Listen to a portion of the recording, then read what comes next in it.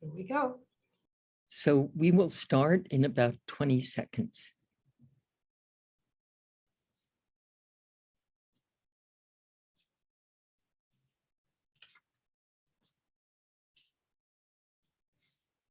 Welcome to today's weekly national news briefing. I'm Sandy Close, Director of Ethnic Media Services. Our topic today is the global war on information, which has caught journalists in its crosshairs. All over the world, journalists are being killed, intimidated, harassed, imprisoned.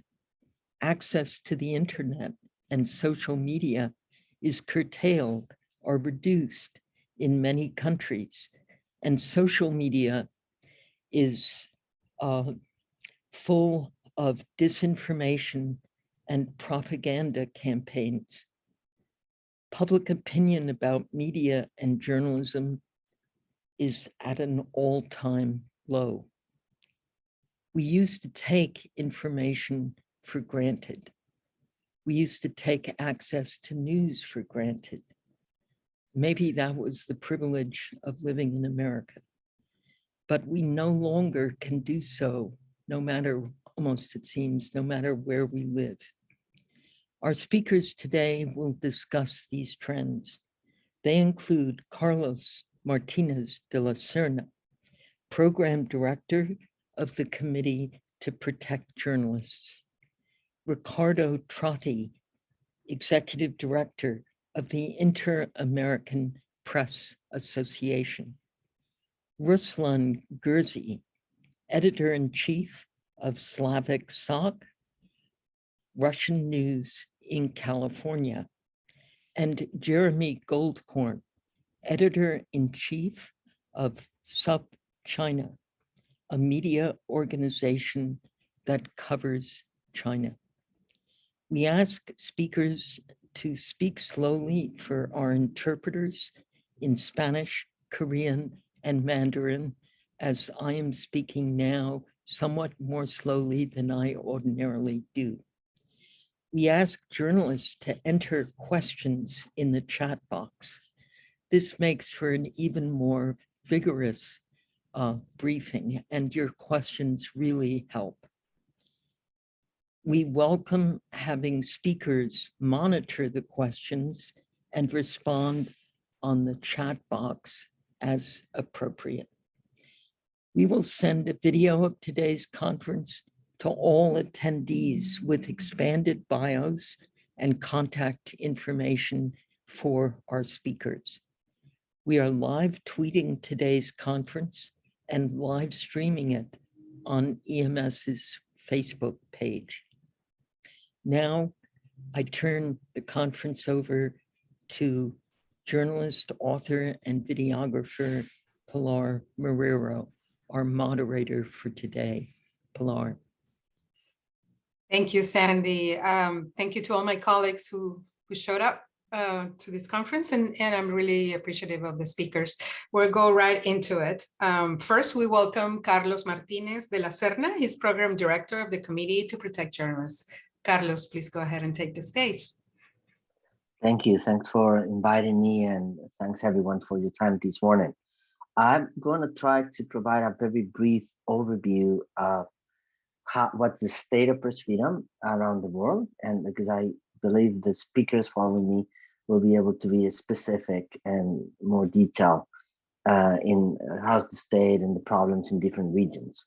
I think if there's one thing I like to highlight is that any place where there's a political crisis, where there's a crisis, I would say, of any kind, could be COVID, which is a global health crisis, could be a change in government, elections, could be a place where there are protests or demonstrations, or there are other type of crises like racial protests or others you can think of. Information and journalism is also a target. So at the same time, there's a war on journalism and information. So you can think of the years of COVID, which are still there, though in some places it's more relevant than others. And governments enacted different laws to stifle journalism, to control information, and at the end to make again onto hate and again the war on journalism. If you think during the racial protest and the Black Lives Matter protest in the US, there were record numbers of journalists being attacked and imprisoned. If you think of the current crisis in Eastern Europe, there's also a war on information. So I would like, against that background, to share with you a little bit of an overview of what I mean with that. I mean, we're seeing record numbers of journalists being imprisoned and killed around the world. Just one journalist being imprisoned, one journalist being killed in a country creates such a chilling effect on that country that we can not only value in terms of the personal tragedy that it is and the human values and at stake, but also the impact it has on the global community of journalists and news organizations in general, right? We can say that still journalists investigating corruption and political corruption specifically are the ones usually most targeted because of their work. But there are also kind of new trends at the same time. For example, last year, we identified or we documented several dozens of cases, at least 47 jailed journalists on false news charges in 2021 only. And sometimes are all laws that are being used under these new like charge of false news. Others are new laws specifically designed to target journalists and control information. The next speakers will be able to talk about what that means for journalists, for example, in China, what that means for journalists in the Americas, and also Russian-speaking journalists and the crisis in Eastern Europe, which is the war in Ukraine and the regional crisis related to the war. But I would like to say one thing or two other things before I pass the mic for the next ones. Is one, most of the cases of killed journalists are never solved. So killing a journalist is not usually a problem. That's shocking, but that's the case. Governments know how to not respond for their acts and know how to really do their best for justice to happen in these cases. And that's extremely important, as we've seen in places, for example, like Mexico or others, where there's a continuous cycle of killing journalists and impunity. Other thing I would like to highlight as a consequence of this global crisis and attack on journalism is that there's a growing community of journalists in exile.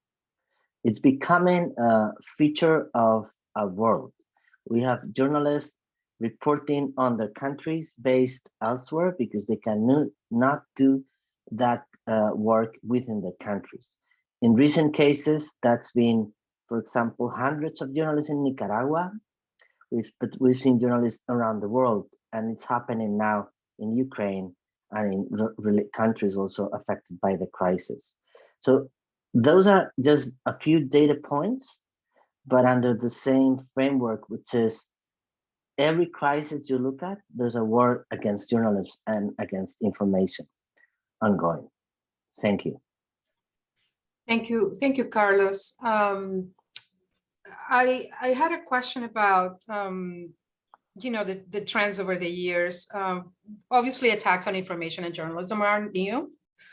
Journalists are always, good journalism and investigative journalism is always uncomfortable for people in power. But what has social media and the access to alternative information or alternative facts done to journalists? Are we seeing more attacks? Are we seeing more threats? Are we seeing it is more dangerous to be a journalist in a world where people think they have other better information and the journalists are just lying and using fake news because that's what they're being attacked with? Well, I would say that there's a very direct link between um, the use of social media to harass and attack journalists and their physical integrity. So there's a safety component here before we think about misinformation or disinformation, which needs to be taken very seriously. And that makes journalists adapt to a new world in terms of making sure their public information is not public, things like their address or the connections with family members or friends. Those are things journalists now need to take care of before working. And mostly when they are working on these type of bits, like investigating, reporting, or corruption, or facing a very repressive government. So the ubiquity of social media allows them or allows us to connect with readers and the audience in different way, but also makes us subject of um, attacks and harassment that's systematic and that has a toll in itself, but also there's a continuation in some cases between those attacks online and the physical safety of the journalist. So that's the first part. Then on false news, I would say false news has at least two components. One is the deliberate creation of propaganda that is trying to resemble real news. Those would be the real false news. And then there's the attempt by all types of people, mostly politicians around the world, to undermine journalism by trying to classify it as false every time there's something they don't like about it. So it's a complex conversation that needs to be always, I think, very specific, because what we've seen in the last years, let's say since the Trump administration in the US, others around the world, Bolsonaro in Brazil, many others around the world, is an attempt to use false news and all this confusion to, at the end, stifle journalism, which what we saw in a great extent during the COVID pandemic, with new laws being enacted under this pretext of trying to protect the false news from being so-called false news from being distributed and confusing people. But that was also an attempt to stifle journalism. I know later on we're going to talk about the Americas and Eastern Europe and Asia, or at least China. But what's happening in Africa in terms of journalism? Well, we have documented, and we document globally the attacks on journalism in Africa. I can say that in our last census, for example, in Benin, which might be related to what you asked before, in a country like Benin, 2 journalists were jailed under a criminal code that can prosecute journalists for anything published or distributed online. So related to your question about the social media world and line news, and so we're seeing those types of things popping up everywhere, including, and I'm just remember, as you mentioned, Africa, this happening in Benin. We have very different hotspots in the region. I would say Sub-Saharan Africa, then North Africa. In North Africa, we have, for example, very concerning situation in Morocco, where there are several journalists in prison, and they're facing a lot of harassment and false accusations. We are seeing a backsliding in democracy in Tunisia, which used to be a promising story in terms of development of democracy and thus press freedom. We will, that's in North Africa. We have Egypt, which is one of the main countries jailing journalists throughout the years. And if we go from North Africa to Sub-Saharan, I could keep highlighting different crises, but I would say that the common theme is the backsliding of democracy, and that we used to have some promising cases in the region from, for example, Tanzania or Mozambique, or even for a few very short time country like Ethiopia. That's no longer the case. Okay, now we have a bunch of questions and we are running out of time for your segment, but let me see. Henrietta, you want to ask your question? I think it's relevant. Henrietta Burroughs. Can you identify your media Yes, outlet? thanks so much, Pilar. East Palo Alto today in the Talking with Henrietta show. Carlos, what can we do as journalists to combat the negative perceptions about the work that we're entrusted with doing? Thanks for the question, Henrietta, and I'm happy to hear from East Palo Alto, which is a place I know and I like very much. What we can do? I think the first thing I would do is to engage directly with the communities we are aiming to serve. We cannot be in our offices or in a world that is not fully immersed in the problems we are trying to report on and help. So journalists need to be part of their community. That's the best way I think anyone gains the trust of others, right? By being there, by going through the same problems, by learning through like firsthand and not through others. I think that's the main, contribution we can do to help increase trust in journalists and in news organizations, making sure we are part of the communities we are serving.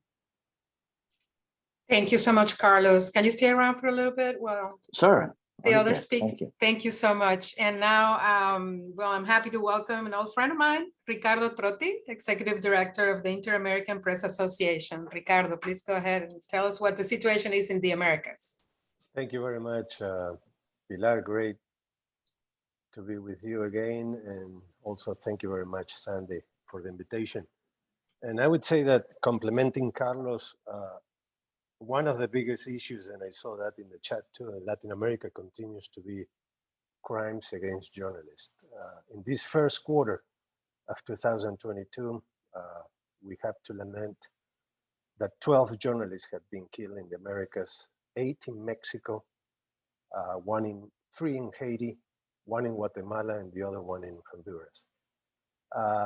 The context of widespread violence, as Carlos said, organized crime, drug trafficking, and cooperation with the corruption of government officials, police, and paramilitaries in some countries are the leading causes of this problem. In addition to impunity, which raises to 90% of the cases that Carlos mentioned too, also we need to consider that prevention almost does not exist. For instance, most of the or all of the murders occur in the interior of the countries where the state is less, or the government is less present, or there is more corruption in those places. Moreover, the protection systems do not work in these countries, and they are very weak and do not have sufficient human and economic resources to operate. The confrontation with power also plays an important role, especially with the stigmatization, of journalism and media, such as the one conducted by López Obrador in Mexico, Bukele in El Salvador, Bolsonaro in Brazil, Maduro in Venezuela, Ortega in Nicaragua, Giannattei in Guatemala. And I would say also that the problems of press freedom are cyclotemic in Latin America. They are very much in tune with the authoritarian governments of the day. For example, in the cases of Nicaragua, Venezuela, and Cuba, and the examples that Carlos gave about other parts of the world as well. In Nicaragua, the Ortega Murillo regime has imprisoned journalists and opponents in recent months. Ortega closed media outlets such as La Prensa, 100% Noticias, expelled more than 150 journalists now in exile, and many outlets continue to be published from exile, such as Confidencial, that many of you know already. And this happened, of course, after 2018 with the protests when the regime killed more than 350 people, demonstrators. To close media and close civil organizations, imprison journalists and opponents, Ortega passed a couple of different laws, always focusing on hate, sovereignty, and the regulation of social media to restrict press freedom. This was a way to legitimize the forbidden demonstrators to go to the city, media censorship, jail, through, I would say, a hijacked judicial system. Journalists sentenced to up to 13 years in prison in recent months. And yesterday we knew that there was a sentence over the general manager of La Prensa who was sentenced to 13 years old, to 13 years in prison. I would say that the Nicaragua scheme is the same used by Cuba in their 60 years or more of dictatorship and the 20 or more of Chavez and Maduro in Venezuela. In Cuba, independent journalists, artists, intellectuals have suffered since July 2021, one of the most challenging periods of repression in the last 25 years, similar to the ones that I experienced with the Black Spring before the end of the century. Journalists are detained, persecuted, they cannot move freely in their territory, and they are, I would say, invited to escape from the country. In Venezuela, another police state has been suffocating the media with economic measures and direct censorship. And in recent months, years, Maduro closed, confiscated, and stole the assets of more than 150 media outlets, among them El Nacional, the major newspaper in that country. The police took it a couple months ago. The newspaper must pay a millionaire sum to Diosdado Cabello, who he's a second in charge, and he felt offended because of some publications by El Nacional that he was part of a cartel in Venezuela. In Nicaragua, the law on hate crimes has been in force since January 2021, similar to the one in Venezuela, which is which was in place since 2017. And in January of this year, in Cuba, the penalties for crimes of content against the authorities were increased, erasing the possibility of making critics to the government. And since 2018, the law to regulate social media allows to incarcerate users, and in the one in 2021, it's another law that allows the government to confiscate the equipment of the users that represent what they call a threat to the revolution. Other severe problems for freedom of the press in Latin America is the access to public information, even though access laws are already in place in most countries. This makes it difficult to fight corruption, violence, and poverty. And in addition, there is no transparency, and governments lie about official data. Another widespread problem is the lack of sustainability of the media for the last couple of decades, now aggravated by the pandemic. As we know, the most critical revenue, advertising, migrated to the large platforms.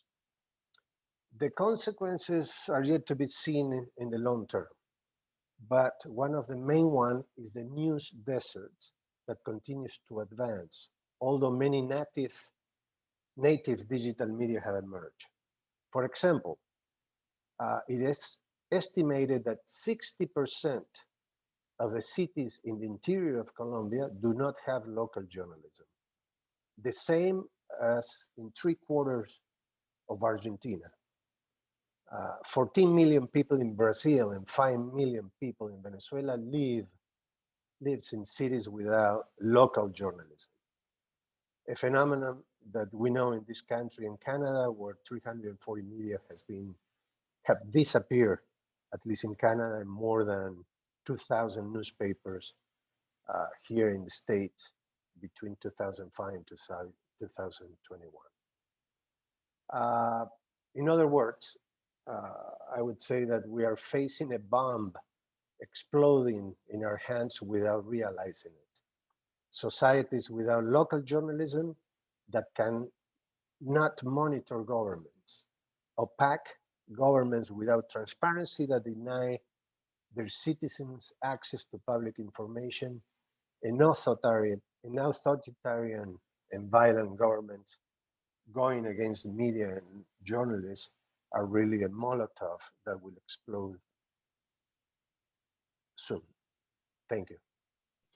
Ricardo, gracias. Thank you so much. Mexico has been at the top when it comes to killings of journalists for years now. So, well, question number one, what is happening there? And number two, how has that affected the content of news available in Mexico? Well, I believe self-censorship is one of the consequences of that. Recently, one newspaper in Michoacan, they decided to close instead of continue with publishing it, because two of their journalists, was the editor, were killed. So they decided to close because they don't see any mechanism in place to protect their journalists. And second, they live in a place where Michoacan is one of the hottest places where narco trafficking is disputing their territories. And this happened in many, many places in Mexico. Also, we have to consider that the national system is not working properly to protect journalists. They do not have the resources they said that they were going to give that. They don't have a special prosecutors' offices to work on that particular spaces in those states. And also, I would say that, like I said at the beginning, like it's happening in many cities or many countries in Latin America. Journalists are killed in the interior of the countries. They're not killed in Mexico City or Bogota or Buenos Aires, where you have more, for instance, two issues there. The state has a strong presence. The judicial system, it seems that works better than interior of the country, especially in countries that are federal, like Brazil, Argentina, etc. And thirdly, and I would say that it's one of the most important things, is that before, and I would say a couple of decades ago, we used to have a lot of correspondence, foreign correspondence, from different media outlets in the United States, Los Angeles Times, you can name it, but also from news agencies. Right now, maybe you have one correspondent of the Miami Herald flying from country to country to make to cover some of the issues there. So it means that if we consider that journalism is good to illuminate, to give light to some of the problems, we can see that in Latin America, we don't have the focus of the American media as we used to have in the past. And I believe that's something that we have to fight for. Thank you, Ricardo. And there's a couple of questions that are related by Peter.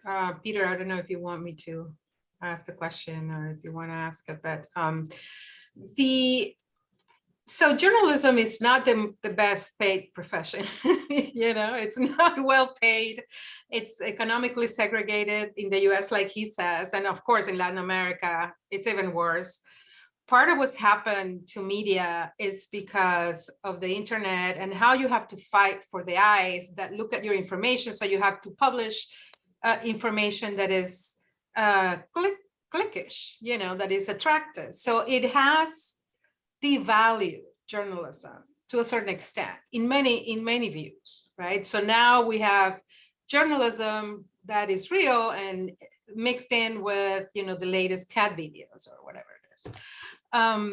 So this is both for you and for Carlos. how do we rescue journalism and journalists if we don't value them by just paying them a decent salary? Carlos, Ricardo. There are two things that I want to say. First, I believe that's true. That's one of the, I would say, that's our own pandemic in our profession. We had been discussing these issues for many, many years. I believe that journalists are worse in paying journalists than professors at schools, primary schools or whatever. And that we lost the opportunity in media many years ago to have better professionals and to pay better for that. And now with the internet, I would say that most of our people goes to in a different direction. And media maybe in some places cannot pay what a journalist deserves. That's one problem. I would say that also because of this issue of fake news that is very old in the world, but races during the elections in 2016, and because of the pandemic, now we have another opportunity. I believe there is an aim and people is hungry for the truth, something that journalists have been working with that more than with fake news. So I believe there is a revalue of the profession because of the big events like the fake news issue and the pandemic and other ones, or the war.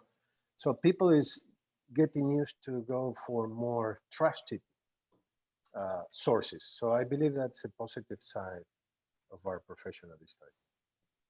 Anything to add, Carlos?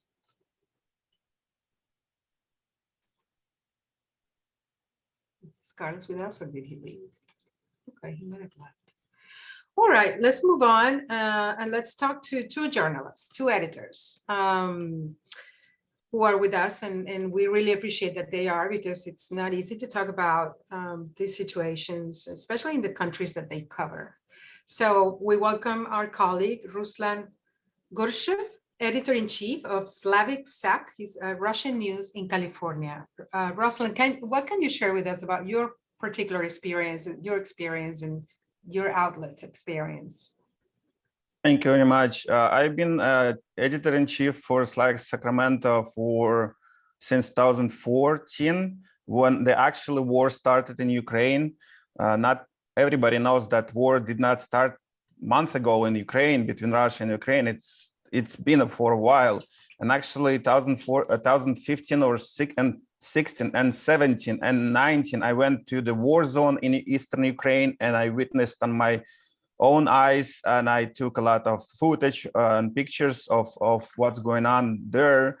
And I've been experiencing the war zone on myself, being over there, whistling those sniper bullets around your ears and bombs blasting over your head. I know that.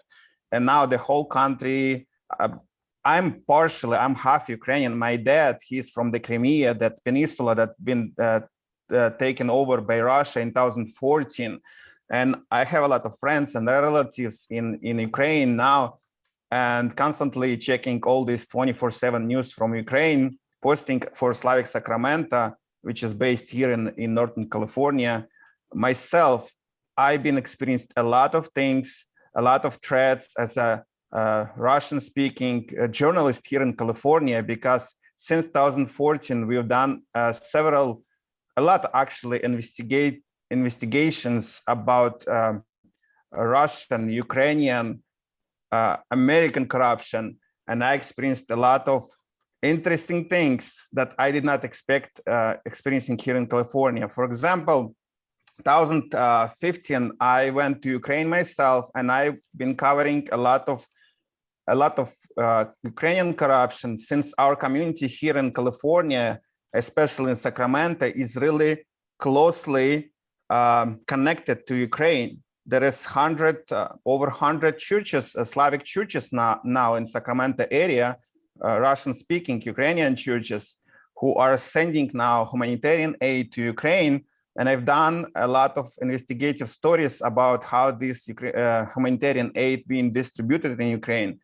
And I personally witnessed at some point myself, I've been almost took over by Ukrainian police that supposedly working not for the law, local law, because we went one place, one location in Kiev, and they tried us to, basically these people tried us to either hijack or they just locked us at a certain place which belonged to some mission, and came police, and Ukrainian police were very aggressive, and they with AKMs, with the rifles, and I've been personally getting threats, and some people told me, you never should have go to Ukraine because this is really corrupted state, a lot of military people, a lot of people who are angry, a lot of people who just want your money, and I got personal threats that next time if you're gonna go to Ukraine, you're gonna get killed. Then your parents not gonna find you; they're gonna find you in the forest. And what's really surprised me, talking about law enforcement here in California, when I went to law enforcement, I was told, we don't really care about that unless we see your body, especially if you're outside of the country. And to me, being international journalist, covering all these stories across the globe, across the ocean, overseas, which from the countries which are really connected to local diaspora, local communities, because my base audience is local people, are local people from Sacramento, Bay Area, San Francisco, LA, Portland, New York, Miami. All these people are reading our news because they don't want to listen to Russian propaganda or disinformation outlets, which we experienced a lot during the election 2016, I guess. And actually, we've been talking about that disinformation, misinformation from the especially Moscow-based station a lot, because our community in Sacramento, for example, there is a lot of people, up to 100,000 people who a lot of them don't speak English. They don't listen to American news outlets. What they listen to Russia Today, they listen to Channel 1 from Moscow, and some local newspapers who reprint that Russian propaganda. And we've been fighting this Russian propaganda and disinformation campaigns since, I don't know, since 2001, when 9/11 happened. I experienced that. I experienced those Russian journalists coming with a lot of budgets from Russia, from oil-based company from Moscow, and they would basically buy anything here, especially our vigilant community that doesn't speak English. And our job here, especially at Slavic Sacramento, was with a lack of resources, lack of knowledge sometimes, a lack of staff to kind of engage this community in the right way, to bring them correct information. And during the COVID presidential election, we experienced a lot of attacks against us. And recently, when the war started, very next day or the same day in Ukraine, we get banned in Russia along the Novaya Gazeta, along the Voice of America, along other Western outlets and local outlets. We've been banned because in Kremlin, I suppose they know us because we got a lot of investigations as well about a Russian invasion here in California. In 2017 or 15, I guess, I ran several stories, again, investigative stories about Russian soft power here in California. Myself, I wrote several stories about Russian paramilitary troops in Sacramento, in Portland, on the West Coast, on the East Coast as well. I got footage and pictures and documents of Kremlin-based nonprofits that took over some churches as a campgrounds, and they trained local kids, Russian-speaking, American, basically those are local kids, they trained them with the Russian rifles. And I ask a lot of questions to the local authorities and to the local media, to be honest, to all these big American outlets. Please take notice, please go investigate, because we don't have that resources. We know that there is a threat from the Moscow here in California. I went personally to the California State Senate several times, and I tried to speak to our representatives in the Congress. And what I experienced basically is ignorance. Nobody wanted to talk about that. And now, since what, 5-7 years, everybody talks about it. Everybody blocks the Russian oligarchs, everybody for the sanctions, everybody tries to send humanitarian aid to Ukraine, everybody tries to help them, but nobody speaks on a big level about journalists who got killed in Ukraine. To this date, 15 or 16 journalists got killed, including American, US citizen in Ukraine. Myself, I want to go to Ukraine. I want to stream. I want to do live streams from there. I want to get some videos. I would like to get some interviews, what's really going on without any propaganda, what's really going on in Ukraine. But it's really dangerous to go there by yourself. And as a United States citizen, which I am, really dangerous, because you got a threat basically from Russian side, because I know one of my friends told me recently from Kiev that two of the American citizens got hijacked by Russian authorities on occupied territories. One of them never came back. And I have a lot of handful stories about people disappearing in Ukraine. And it's Ruslan, really, yeah. I want to pause here because there are some inquiries, there are some questions, and I'm wondering about journalists who cover home countries like you from here. Do you feel threatened? Do you feel there's a threat to you? And then I'll just ask the other two speakers to add whatever they would like to add. Do you feel that you are threatened here in the US? Yes, I am. Like I said, I went to Ukraine and I got several investigative pieces for my Slag Sacramento publication, and the people from here, because it's all connected. California, Ukraine, Russia, in our community, we are really close to these countries. And I feel, and I'm constantly getting a lot of threats from the local community, from people who I know here in California. But the problem, again, with the Russian diaspora and Ukrainian diaspora here in California, namely here in California, that our community is, again, vigilant. We cannot defend ourselves. We don't have references. We don't have, some of our people don't speak English. Yeah. When we go to law enforcement, they say, who you are? Why I should protect you? Here in California, this is the problem. And the leaders of this community, Slavic community here in California, I've been threatening from these people. They are suing us for defamation because they have money. They can go to the senators, the Congress people, to the governor or the state, but they're suing me, 5 corporations, for defamation. They're abusing the local laws and local courts. And on a personal level, some people say, if you ever gonna go to such places yet, like Ukraine, we have people there. You're gonna get killed one day. Thank you. Yeah. Thank you, Ruslan. And I'm so sorry this is happening. And thank you for sharing it with us.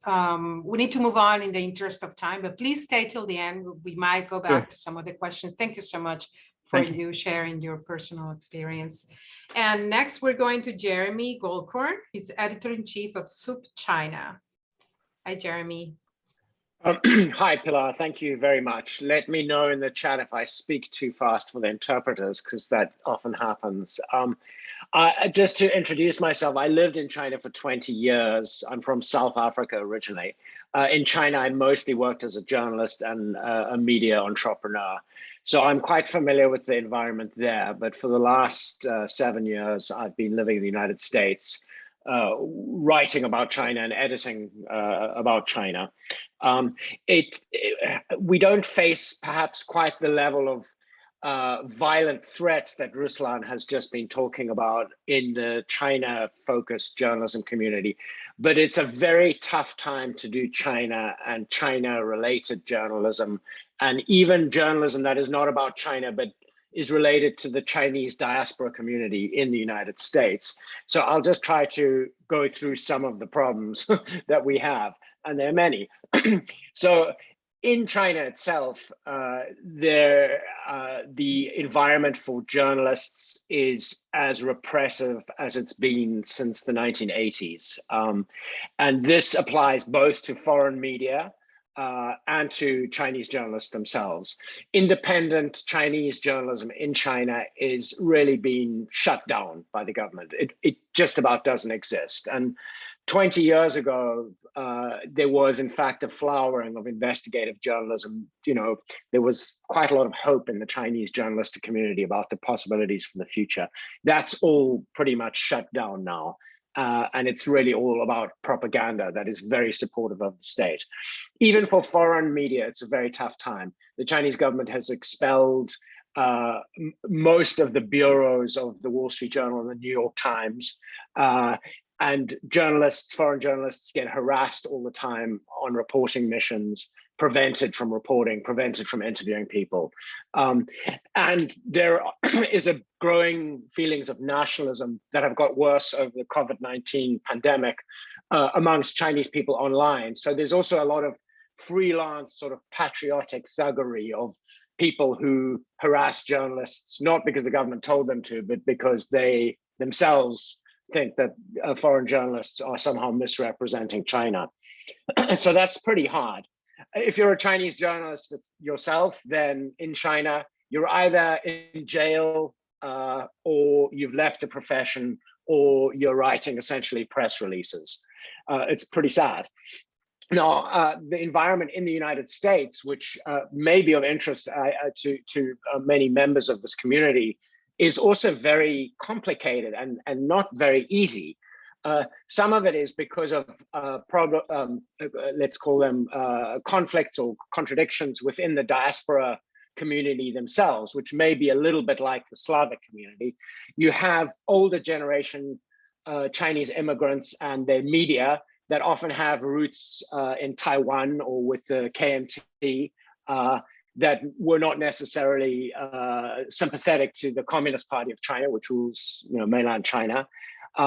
You have newer immigrants and media companies, many of whom are either directly supported by the Chinese government, are in fact state media themselves, or depend closely on Chinese businesses for advertising, or have other professional relationships with Chinese companies, which make it very difficult and awkward for them to speak truth to power when it comes to what's going on in China. And then you have another bunch of organizations that are organized or funded by one or another flavor of dissidents, and by there's one particularly influential organization, Falun Gong, which is a religious organization that has a big media presence all over the world, but is banned in China and is really a sworn enemy of the Chinese Communist Party. And so you have all these different groups vying to speak. Jeremy, predictably, you need to slow down. Sorry, slower. Okay, sorry. So I'll just end with the problem as seen from a journalist point of view.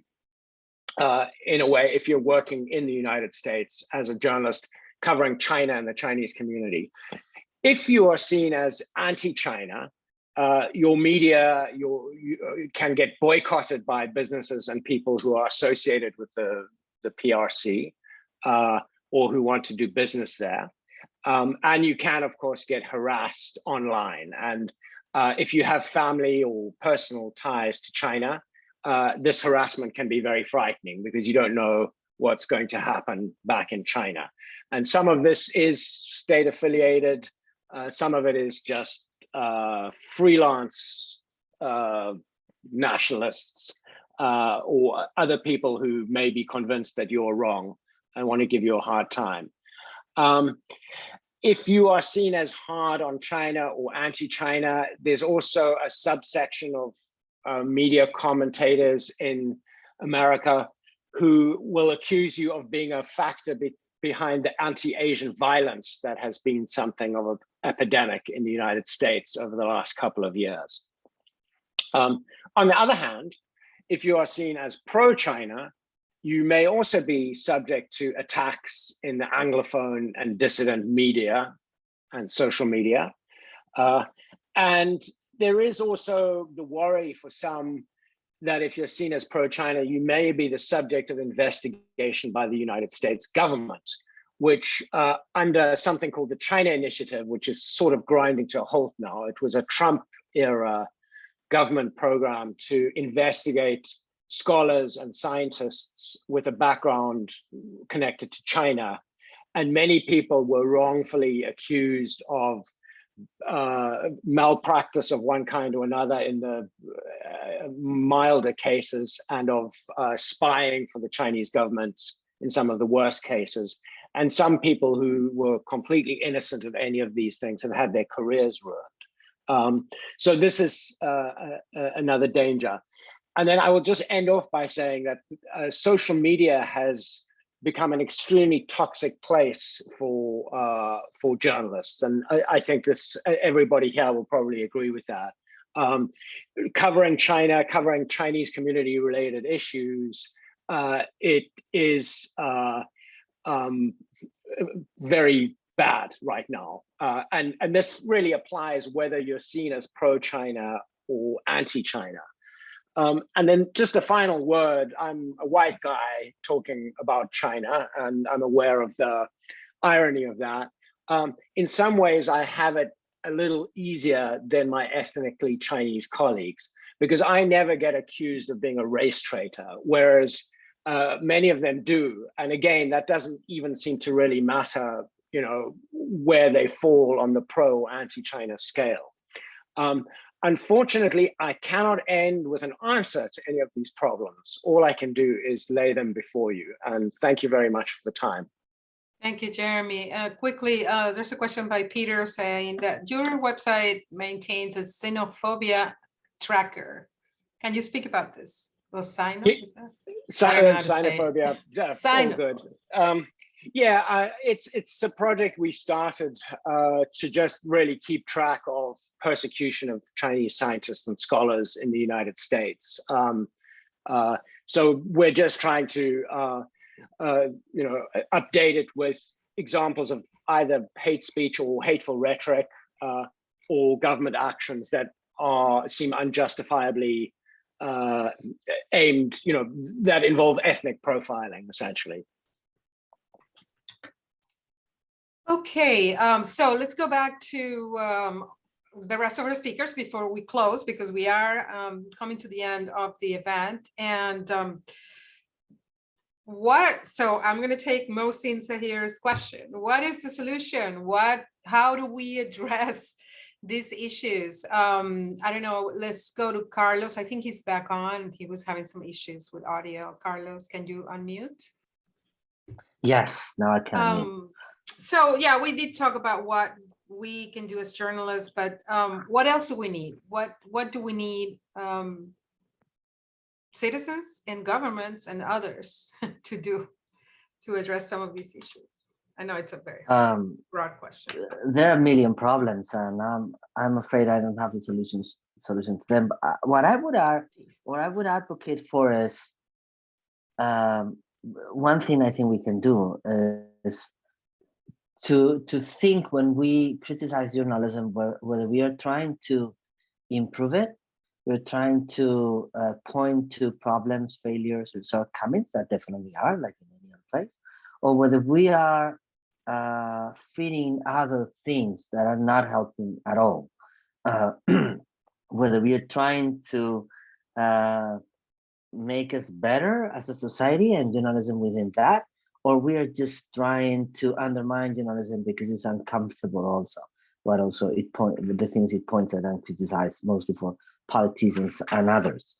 So the whole rhetoric about false news is mostly that. It doesn't is not aiming to improve journalism at all. It's only to make confuse things and to try to people to deactivate it, that's the word, journalism. And the other thing I would say, again, as I said before, I think it's very important that we really take seriously that journalism is really part of the community in all the ways that can be, in how we have people from those communities and how we are really diverse in a very real way, and not only in terms of the colorization of society on ours, but in terms of having people from different walks of life, different faiths, from different beliefs, from different opinions, and making room for everybody to share and to work together. I think that will improve journalism to a point I think we cannot even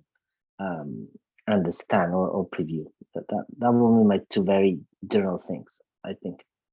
Thank you. Thank you so much. I constantly argue with friends who go, oh, media, or oh, journalists, or all media. And I'm like, wait a minute, what are you talking about? What media, what journalists, and what is your criticism? You cannot just dismiss a whole segment of our society. Anyway, Ricardo, thank you. Thank you, Carlos. Ricardo, unmute, please. Sorry. Thank you for the question. I believe in that media, journalism, organizations that defend press freedom, we need to do a better job about media literacy and digital literacy. That's something that also platforms gotta do, and governments. I believe society needs to understand that local journalism is very important for democracy. And this is a responsibility also from governments to push that.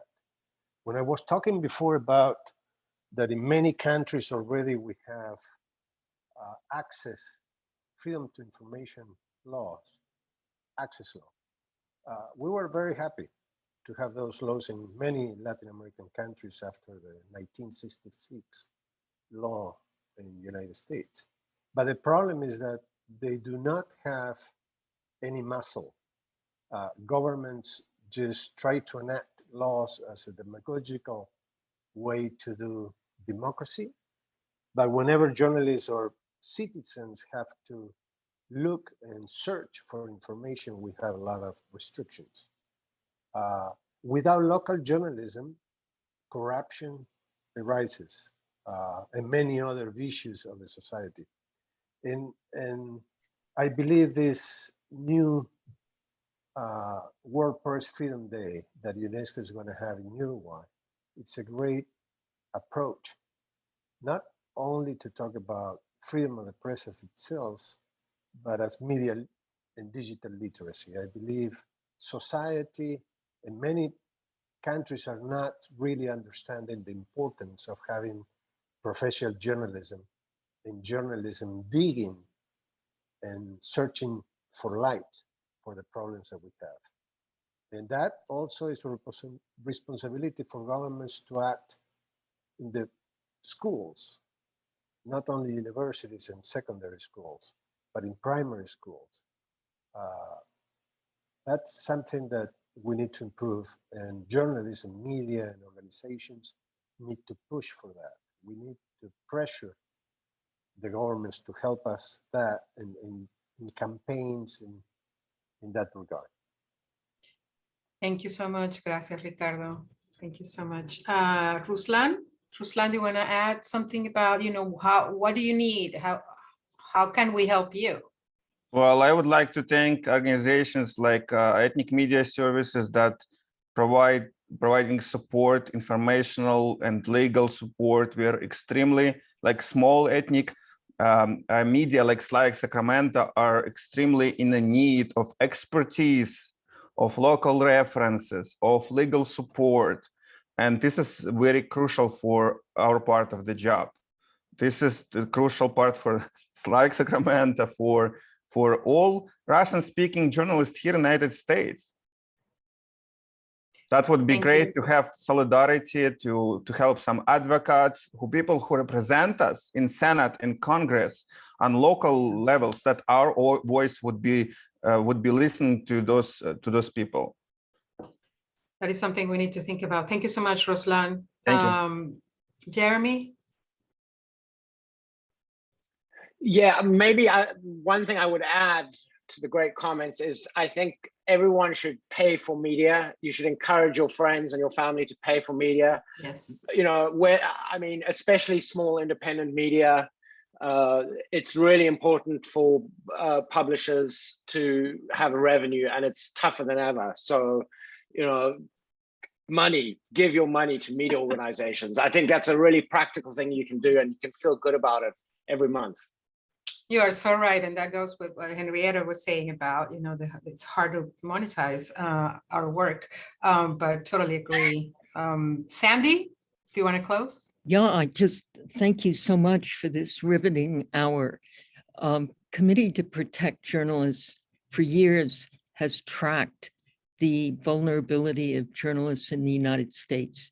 And when Chauncey Bailey was killed in 2007 for exposing extortion by a local Black organization, the committee made a very powerful point that every journalist killed in the line of duty in the United States since the mid-1970s had been a member of ethnic media, had been reporting for ethnic media, which shows in a way, I think, the vulnerability, that the fact that covering your own community can be as dangerous as covering what we think of as the establishment or the people in power. So this briefing today was so relevant since our audience primarily is made up of ethnic media journalists, and we are at the forefront of ensuring that the free flow of information through local journalism to our audiences is sustained. But we're also aware, as our two editors have both made clear, the vulnerability when you are trying to do that job, not just in terms of home country, but also local community, that ethnic media here at home are also highly, have been key targets of intimidation and even murder. And I think that is not well understood. Thank you very, very much for this and for contributing to our understanding of our peers and the vulnerability, the exposure, and the courage it takes to be in this profession at this time. Thank you. Thank you all.